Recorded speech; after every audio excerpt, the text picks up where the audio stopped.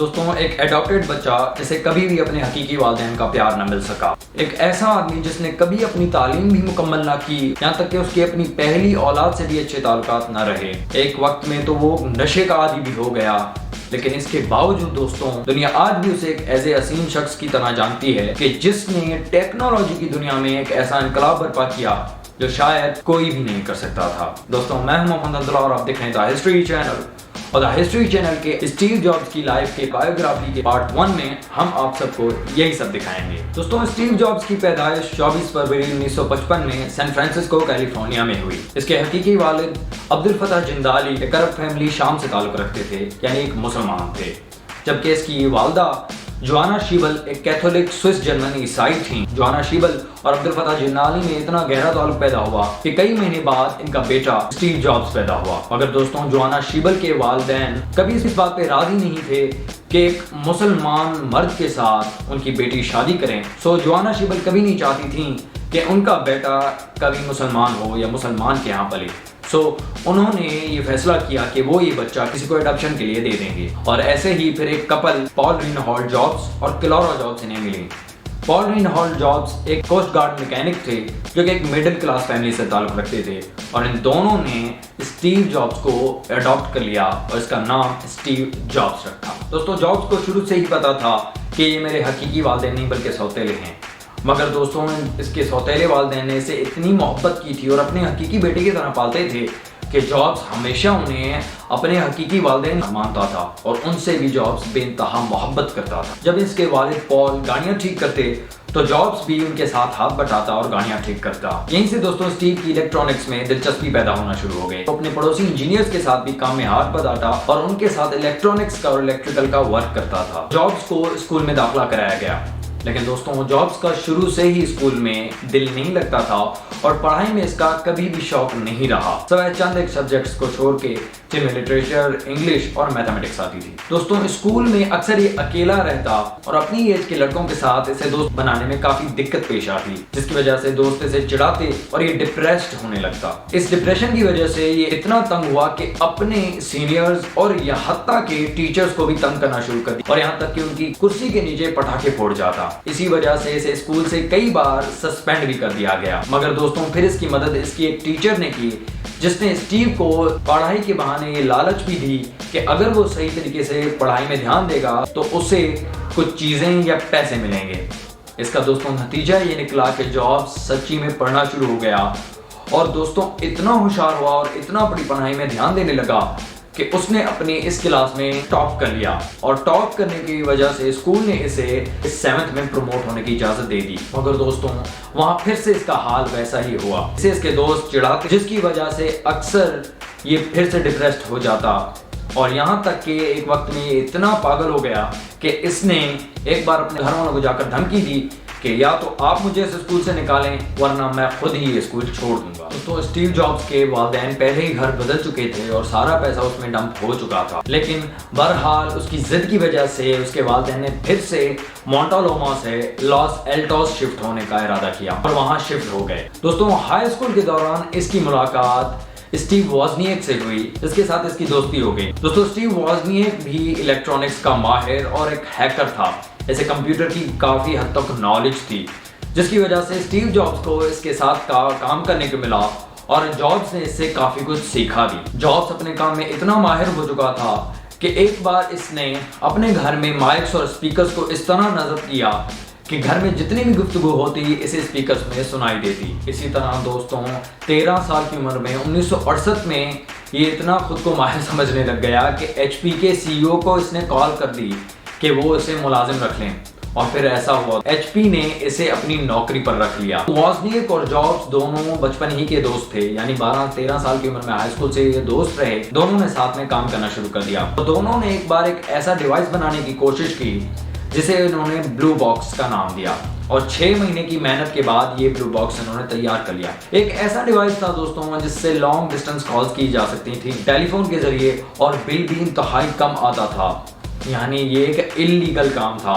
मगर दोस्तों ये इसे $40 में बनाते और $150 में बेचते। ये दोनों काफी हद तक मशहूर हो गए। स्टीव जॉब्स ने 1994 के अपने इंटरव्यू में बताया कि वॉजनिएक का ये आइडिया और ब्लू बॉक्स हम ना बनाते तो ये तय था कि एप्पल भी कभी ना बनती। हाई स्कूल के दौरान जॉब्स को ड्रग्स और कोकेन की लत लग गई। इसने अपने इंटरव्यू में कहा कि मैं जब भी नशा करता उससे मुझे इतनी राहत मिलती कि जिंदगी में इससे ज्यादा राहत मुझे कभी नहीं मिली। नशे की आदत की वजह से इसका हमेशा अपने घर वालों से और वालिद से खासतौर पे झगड़ा रहता। नशे की आदत के बावजूद भी 1972 में स्टीव जॉब्स ने अपनी हाई स्कूल की तालीम मुकम्मल कर ली। हाई स्कूल की तालीम मुकम्मल करने के बाद 1972 में अपने वालिदैन को जिद करके रीड्स कॉलेज में एडमिशन कराने को कहा, जो कि बहुत महंगा कॉलेज था। बहरहाल इसके वालिदैन ने इसके लिए फीस जमा करके और काफी मेहनत के बाद इसे रीड्स कॉलेज में दाखिला मिल गई। जब वो वहां पढ़ा करता था तो वो कहता है कि वो काफी मुश्किल हालात से निकल रहा था, क्योंकि उस वक्त उसके पास पैसे नहीं हुआ करते थे, यहाँ तक कि वो उसकी फीस भी नहीं भर पाते थे। उस दौरान वो बोतलें बेचता, हॉस्टल के फर्श में सोता और मुफ्त खाना खाने के लिए वो करीब ही मंदिर में जाया करता। और आखिर दोस्तों पहले ही सेमेस्टर में वो इतना तंग हुआ कि उसने कॉलेज छोड़ दिया।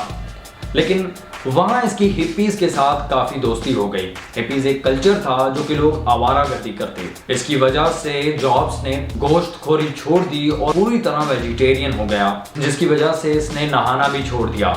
नहाने की वजह से इसके जिस्म से बदबू आना शुरू हो गई और इसके आसपास के लोग इससे दूरी इख्तियार करना शुरू हो गए और इस वजह से जॉब्स काफी चिड़चिड़ा रहना शुरू हो गया। 1973 में जॉब्स को अटारी कंपनी ने एज अ टेक्नीशियन काम पर रख लिया। वहां उसने काम करते अपने ट्रिप के लिए, जो कि इसका ट्रिप इंडिया में था, उसके लिए पैसे जमा करना शुरू कर दिए और 1974 में इसने इंडिया का ट्रिप किया। दरअसल इंडिया का ट्रिप इसने इस वजह से किया था कि इसे वहां नीम करोली बाबा से मिलने जाना था। जब वो इंडिया पहुंचा तो उसे पता चला कि 1973 में ही नीम करोली बाबा मर गए। बहरहाल वहां उसने कुंभ का मेला भी विजिट किया और फिर हैदर खान बाबा जी के आश्रम भी गए। नीम करोली बाबा से ये बुक्स के जरिए काफी मुतासिर हुए थे अपने कॉलेज के दिनों के दौरान। स्टीव जॉब्स और इसकी दोस्त ब्रेनन ट्रिसियन का ज़ेन बुद्धिज्म से भी काफी लगाव था। इनके बुद्धिज्म मास्टर कुबन चिनो तोगावा, जो कि इनके रूहानी पेशवा थे, इनसे ये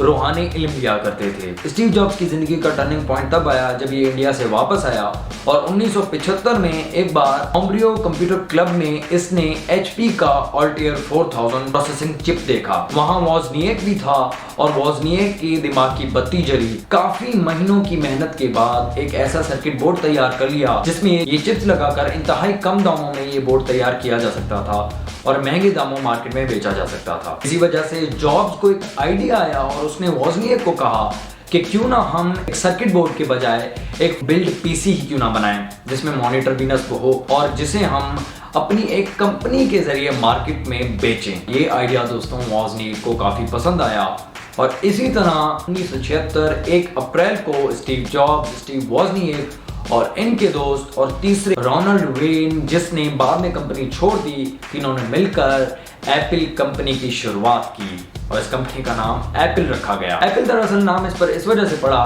कि इन दिनों जॉब्स अपने एक दोस्त के यहाँ जाया करते थे जिसका एक सेबों का बाग हुआ करता था, जिसकी वजह से जॉब्स ने अपनी कंपनी का नाम एप्पल रखा। कंपनी की शुरुआत के लिए पैसा चाहिए था और फिर वॉजनिएक ने अपना साइंटिफिक कैलकुलेटर और जॉब्स ने अपनी वैन बेचकर $1300 का इंतजाम किया और इसी तरह $1300 से ही उन्होंने अपनी कंपनी की शुरुआत की और कंपनी का पहला प्लांट स्टीव जॉब्स के अपने घर के गैराज से शुरू हुआ और वहां इन्होंने अपने पहले बिल्ड कंप्यूटर को बनाने की शुरुआत की और फिर ऐसे ही उन्होंने अपना पहला कंप्यूटर, जिसे एप्पल 1 का इन्होंने नाम दिया, उसे होम्ब्रियो कंप्यूटर क्लब में मुतारिफ करा दिया। शुरुआत में तो ये पीसी कुछ खास न कर सका, लेकिन कुछ महीनों के बाद इन्हें एक रिटेलर ने 50 असेंबल्ड एप्पल 1 यूनिट्स खरीदने का ऑर्डर दिया और एक महीनों में ही जॉब्स और वॉजनिएक ने ये ऑर्डर पूरा किया, जिससे काफी हद तक एप्पल का प्रोडक्ट मशहूर होने लगा और इसकी मशहूरी इतनी बढ़ी कि कुछ महीनों में ही इन्होंने 200 यूनिट्स बेच दिए। लेकिन दोस्तों अब बारी थी एक नए पीसी की और ये पीसी था एप्पल II। लेकिन इसे बनाने के लिए दोस्तों जॉब्स को 50,000 से ज्यादा की रकम चाहिए थी और ऐसे फिर माइक मर्कुला जो कि एक रिटायर्ड इंजीनियर थे, उन्होंने $60,000 की एप्पल कंपनी के अंदर इन्वेस्टमेंट की और फिर ऐसे ही 1977 में एप्पल II को नुमाइश के लिए पेश कर दिया गया। एप्पल II एक ऐसे खास पैकेज के ऊपर मुबनी था जिसमें मॉनिटर, कीबोर्ड के साथ साथ माउस भी नस्ब था। दोस्तों एप्पल II इतना तो कामयाब गया कि ये दुनिया का highly successful mass produced micro computer में से एक बन गया और ये इतना मुनाफा बख्श साबित हुआ कि दोस्तों एप्पल II के बनने के 16 बरस बाद तक भी ये एप्पल कंपनी को मुनाफा देता रहा। इस एप्पल II की कामयाबी के बाद कंपनी को इतना मुनाफा हुआ कि अब जॉब्स ने अपना पुराना दफ्तर यानी गैराज को छोड़कर एक अलग ऑफिस स्टीवंस क्रीक बॉलीवुड में किराए पर खरीद ली, जहां इन्होंने अपना नया ऑफिस और प्लांट मुनसिब कर दिया। एप्पल तो अपनी कामयाबी के ऊपर गामजन था, लेकिन स्टीव जॉब्स की अपनी पर्सनल लाइफ काफी डिस्टर्ब होना शुरू हुई जब इसके ताल्लुकात इसकी गर्लफ्रेंड क्रिस ब्रेनन से काफी हद तक बढ़ गए और इतने बढ़े कि इसकी गर्लफ्रेंड प्रेग्नेंट हो गई और उसने कई महीनों बाद एक बच्ची को जन्म दिया। लेकिन जॉब्स ने अपनी बेटी को मानने से ही इनकार कर दिया, जिसकी वजह से ब्रेनन ये मामला अदालत में ले गई और एक डीएनए टेस्ट कराया गया, जिससे साबित हो गया कि ये बेटी जॉब्स की ही थी। बहरहाल जॉब्स इसे लीगली मान तो लिया, लेकिन दोस्तों जॉब्स और इसकी बेटी जिसका नाम लीसा रखा गया, इन दोनों के ताल्लुकात मरते दम तक कभी बेहतर ना हो सके। लीगल तौर पर फिर जॉब्स ने इसकी मां को $500 पर मंथ देने की भी हामी भर ली, लेकिन इसकी मां से कभी भी जॉब्स ने शादी नहीं की। दोस्तों जॉब्स उस वक्त बहुत अमीर बन चुका था और दुनिया के अमीर तरीन लोगों में शुमार होने लगा। उस वक्त उसकी मालियत $250 मिलियन थी, यानी आज के पाकिस्तानी 25 अरब से भी ज्यादा का वो मालिक था। ऐसे ही 1980 में इसने अपना नया कंप्यूटर जो इसकी बेटी के नाम के ऊपर था लीसा, मार्केट में नुमाइश के लिए पेश कर दिया। लेकिन दोस्तों वो अच्छी कारकर्दगी ना दिखा सका और वो एप्पल का पहला ऐसा प्रोडक्ट रहा जो कि फ्लॉप रहा। लेकिन इस दौरान दोस्तों स्टीव जॉब्स के अपने बोर्ड ऑफ डायरेक्टर्स ताल्लुकात खराब होना शुरू हो गए, जिसकी वजह से 1983 में जॉब्स को सीई की पोस्ट से उतार दिया गया। लेकिन जॉब्स अभी भी बोर्ड ऑफ डायरेक्टर्स में शामिल थे, जिसके बाद उन्होंने पेप्सी कोला के सीईओ जॉन स्कली को ये पैगाम भेजा और कहा कि क्या तुम अपनी पूरी जिंदगी एक मीठा पानी बनाने में गुजार दोगे या दुनिया को तब्दील करने वालों का एक हिस्सा बनोगे। फिर उन्हें एप्पल के सीईओ बनने की दावत दे डाली, जिसके बाद जॉन स्कली ने ये दावत कबूल कर ली और 1983 में जॉन स्कली एप्पल के नए सीईओ बन गए। 1984 में दोस्तों जॉब्स ने अपना नया कंप्यूटर मैकिंटॉश लॉन्च किया। इसके लॉन्च के दौरान ऑडिटोरियम में इतनी ज्यादा आवाज गूंजी और तालियां बजना शुरू हो गईं कि लोगों को लगा कि ये अब एप्पल का फिर से तारीख रकम कर देने वाला कंप्यूटर होगा।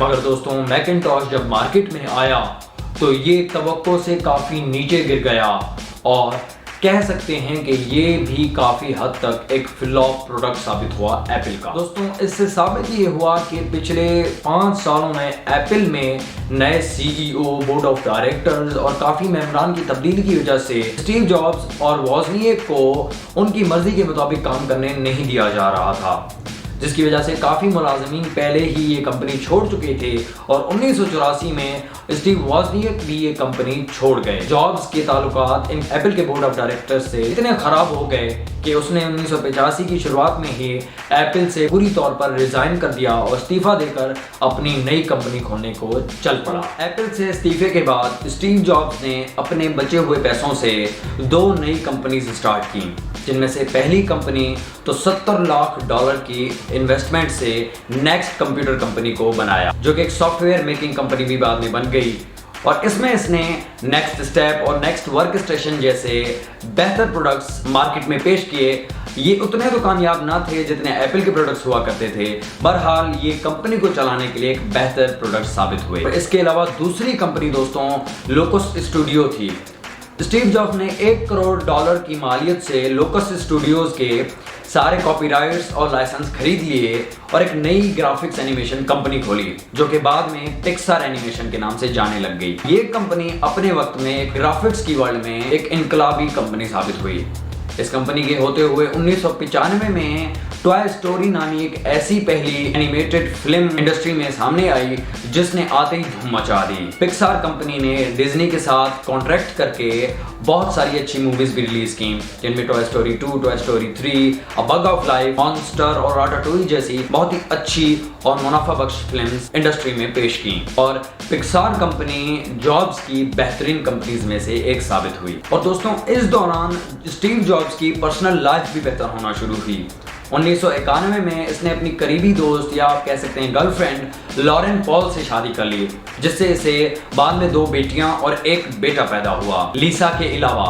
लेकिन मरते दम तक दोस्तों इसने अपनी पुरानी गर्लफ्रेंड क्रिस्टियन ब्रैनन से कभी शादी ना की। लेकिन दोस्तों अब एप्पल को छोड़ने के बाद एप्पल तबाही के दहाने पर आ खड़ा था। मैकिंटॉश के बाद एप्पल के सारे नए प्रोडक्ट्स फ्लॉप साबित हुए और एप्पल कर्जों में डूबने लग गया। आखिर एप्पल के बोर्ड ऑफ मेंबर्स को जब अकल आई कि अगर एप्पल को एक बेहतरीन कंपनी बनाना है तो ये स्टीव जॉब्स के बगैर नामुमकिन है। सो ऐसे ही 1997 में बोर्ड ऑफ मेंबर्स ने स्टीव जॉब्स को मनाया और उसे सीईओ की पोस्ट पर फिर से बहाल करने की दावत दी। लेकिन इस बार स्टीव जॉब्स ने कड़ी शराइत के साथ इस चीज को कबूल किया। जॉब्स ने एज अ परमानेंट सीईओ की स्टेटस को बहाल करने की बात की और कहा कि अगर आप मुझे सीईओ बनाना चाहते हैं तो मैं एप्पल का परमानेंट सीईओ रहूंगा जिसमें बोर्ड ऑफ मेंबर्स का कोई अमल दखल नहीं रहेगा। एप्पल तबाही के दहाने पर था तो ये शराइत स्टीव जॉब्स की मान ली गई और 1997 में स्टीव जॉब्स फिर से एप्पल के परमानेंट सीईओ बन गए। लेकिन दोस्तों इसके बाद क्या हुआ? एक ऐसी कर्जों में डूबी हुई कंपनी को उसने दुनिया की नंबर 1 कंपनी कैसे बनाया, ये सब आपको दिखाएंगे लेकिन स्टीव जॉब्स की बायोग्राफी के पार्ट 2 में। लेकिन इससे पहले दोस्तों आप सबसे गुजारिश है कि मेरे इस चैनल को सब्सक्राइब करें, इसे लाइक करें और दोस्तों अहबाबों में शेयर करें। कुछ वीडियोस आपको नजर आ रही होंगी, अगर आपको देख रही हैं तो इसके ऊपर क्लिक करके जरूर देखिएगा। अब सबसे एक अगली वीडियो में मुलाकात होगी, तब तक के लिए अल्लाह हाफिज।